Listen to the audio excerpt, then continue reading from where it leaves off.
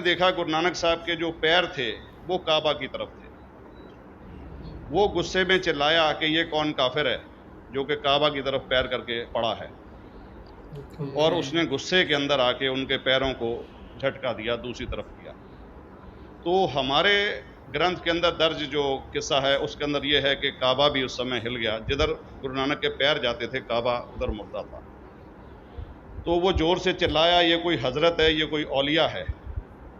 तो उस समय के जो काजी थे मक्का के, काजी रुकनुद्दीन साहब थे, और शाह शरफ, कई हस्तियों के नाम हैं उसमें।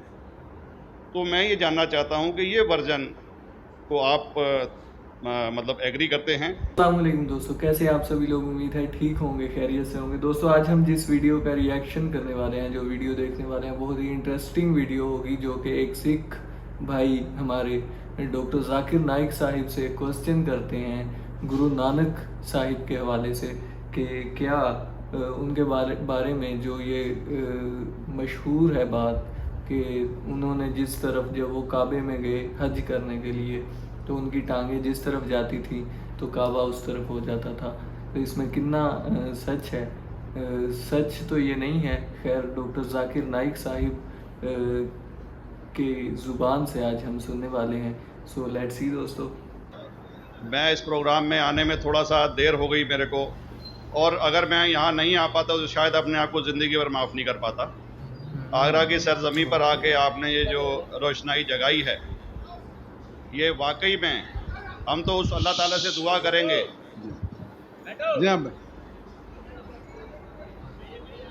अल्लाह ताला से दुआ करेंगे कि आप जैसे 10-20 और नेक दिल और इतने पढ़े लिखे, इतने इंटेलेक्चुअल आदमी और पैदा करें, जिससे कि जाके आप भारत का कोना कोना, देश का कोना कोना रोशन करें।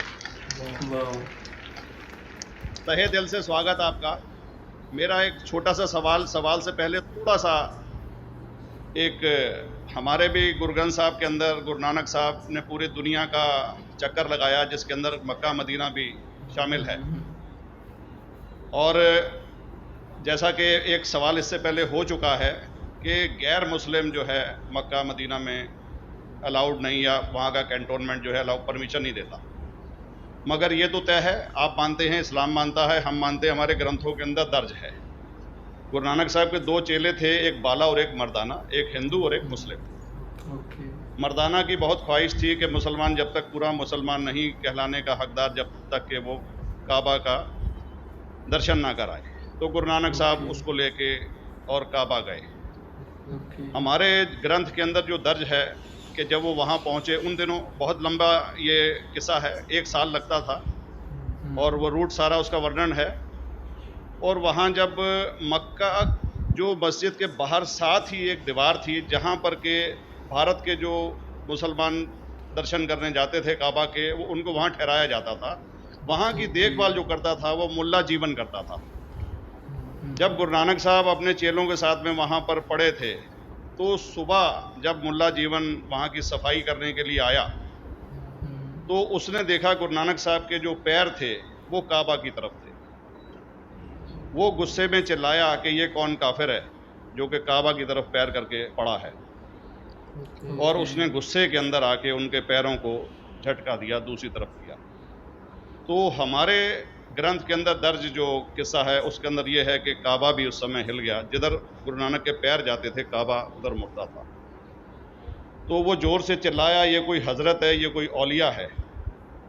तो उस समय के जो काजी थे मक्का के, काजी रुकनुद्दीन साहब थे, और शाह शरफ, कई हस्तियों के नाम हैं उसमें। तो मैं ये जानना चाहता हूँ कि ये वर्जन को आप मतलब एग्री करते हैं, और करते हैं तो इसका हमारे मुस्लिम ग्रंथों के अंदर किस तरीके से उल्लेख है, ये कृपया बताएं। भाई साहब ने एक सवाल पूछा अपने गुरु ग्रंथ साहिब के मुतालिक, और अल्हम्दुलिल्लाह मैं भी गुरु ग्रंथ साहिब पढ़ चुका हूँ।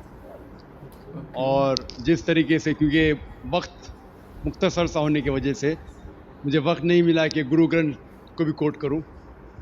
आपका सवाल का जवाब देने के पहले मैं आपसे ज़्यादा चाहूँगा कि इवन गुरु ग्रंथ की किताब पढ़ेंगे आप, ग्रंथ जिसे अधिग्रंथ कहते हैं, और कोई सिख से पूछेंगे कि खुदा का तसव्वुर क्या है, सबसे बेहतरीन जवाब कोई सिख दे सकेगा वो आपको कोट करेंगे जापू जी, जो गुरु ग्रंथ साहिब आदि ग्रंथ के सबसे पहले चैप्टर है, सबसे पहला श्लोक, जिसके कहते हैं जापू जी, जिसके मानी है कि God is true, he is only one, he is not begotten and is free from fear and want.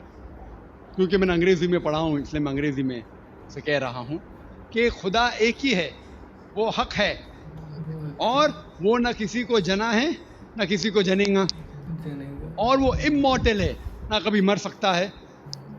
और इसको सिखिज्म में जो खुदा को कहते हैं Omkara, in manifest form he is Omkara and unmanifest form he is एक ओमकारा। और कई इसके एट्रीब्यूट्स है, मिसाल के तौर पे परवरदिगार, अकल, और उसे रहीम कहा गया है, Wahe Guru as one God कहा गया है, और it is strictly against idol worship and अवतारवादा। भाई साहब का सवाल था कि उनने ग्रंथ में पढ़ा कि गुरु नानक साहब मक्का के और उनका पैर काबा की तरफ था और कोई मौलवी ने पैर को हिलाए और काबा हिल गया। क्योंकि ये age of science and technology है, अगर कोई चीज़ जो किताब हज़ारों साल पहले लिखी गई है, 10,000 साल या 4,000 साल, तो शायद उसके बारे में हिस्टोरिकल रिकॉर्ड मिलना मुश्किल है। हालांकि इवन जीसस क्राइस्ट के बारे में 2000 साल हिस्टोरिकल रिकॉर्ड है, क्योंकि सिखिज्म जो एकदम नया मज़हब है, इतने मज़ाहिब के मुकाबले हिंदुस्तान में नया है, कुछ सैकड़ों साल पहले 15th सेंचुरी में, towards the end of the 15th century, Guru Nanak साहब जो पंजाब के थे, ये मज़हब तो कायम हुआ हार्डली 400-500 या 400-500 साल। और अगर ये मान लो, सपोज मिसाल के तौर पे मान लो, मैं क्यों कह रहा हूँ कि मैं नहीं चाहता हूँ किसी को बुरा लगे, मान लो ये सच है, मान लो अगर 400-500 साल पहले अगर ये होता था कि काबा इधर से उधर हिल जाता था, तो हिस्टोरिकल रिकॉर्ड में बिल्कुल लिखा होता था। और कई हिस्टोरिकल रिकॉर्ड में ये नहीं कि काबा हिला इधर उधर, कई हिस्टोरिकल रिकॉर्ड आप देखेंगे। हिस्ट्री इतनी अल्हम्दुलिल्लाह 800-900 साल पहले, 1000 साल पहले जो मुगल ने किए, बिल्कुल लिखा हुआ हिस्टोरिकल रिकॉर्ड में। तो ये कहना कि गुरु नानक साहब वहाँ गए और काबा हिल गया, ये बिल्कुल साइंस के खिलाफ है, क्योंकि साइंस में कोई भी रिकॉर्ड नहीं है, वहाँ के देश के रिकॉर्ड में कहीं भी नहीं कि काबा हिला। तो इसलिए हम कहते हैं कि हो सकता है ये गलती से किसने लिखा होगा। न कई किस्से कहानी ये मैं तस्लीम करता हूँ कि गुरु ग्रंथ साहिब में कई चीज़ें सही है, हक की बात है, लेकिन ये तस्लीम करना कि काबा हिल गया, ये बिल्कुल साइंस के भी खिलाफ है, साइंस के खिलाफ है। और इस्लाम में भी ये नहीं है। लेकिन ये कहना कि कोई गैर मुस्लिम जा सकता है, मुमकिन है, चुपके से कोई गया तो हो सकता है। तो दोस्तों ये थी आज की वीडियो।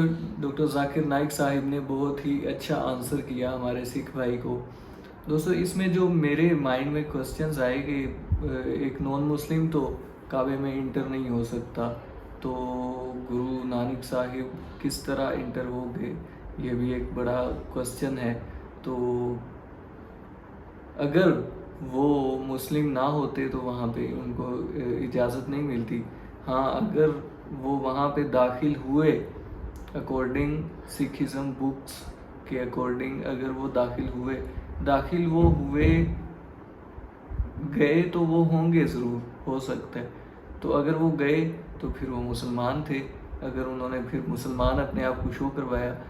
इसी तरह से उनके जो काफ़ी चीज़ें इस्लाम के बहुत करीब आती हैं, जिस तरह से उनका शायद वो एक कपड़े जो पहनते थे तो एक ऊपर से मेरा ख्याल है लेते थे, और एक जो नीचे कपड़ा पहनते थे उसके ऊपर कुरानी आयात लिखी हुई थी, कलमा अव्वल ला इलाहा इल्लल्लाहु मुहम्मद रसूलुल्लाह लिखा हुआ है शायद, जो कि मेरे रिसर्च के अकॉर्डिंग जो मैंने पढ़ा, शायद मैं गलत हूँ, लेकिन उनका जो मज़ार बना हुआ है उनके वो कपड़ों का, तो वहाँ पे वो लिखा हुआ है। तो आप भी इसकी तहकीक कर सकते हैं और कमेंट में बता सकते हैं कि ये वाकई हकीकत है। अगर कोई सिख भाई देख रहे हैं तो वो भी इस बारे में तहकीक करें। तो बहुत ना गुरु नानक साहिब जो थे उनका इस्लाम के साथ बहुत गहरा ताल्लुक़ है, बाबा फरीद और दाता गंज बख्श। सो यहाँ पे उन्होंने चिले काटे हुए हैं।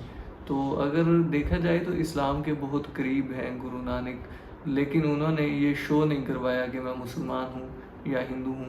और दूसरा ये कि वो कोई मज़हब भी नहीं बना के गए, कोई मज़हब उन्होंने खुद नहीं बनाया, ये बाद की बात है। तो मज़हब उन्होंने खुद क्रिएट नहीं किया। लोगों को मोहब्बत, अल्लाह का एक होना और हुज़ूर मोहम्मद सल्लल्लाहु अलैहि वसल्लम की मोहब्बत का दर्स दिया उन्होंने। तो दोस्तों ये थी आज की वीडियो, मिलते हैं नेक्स्ट वीडियो में, तब तक के लिए अल्लाह हाफिज़।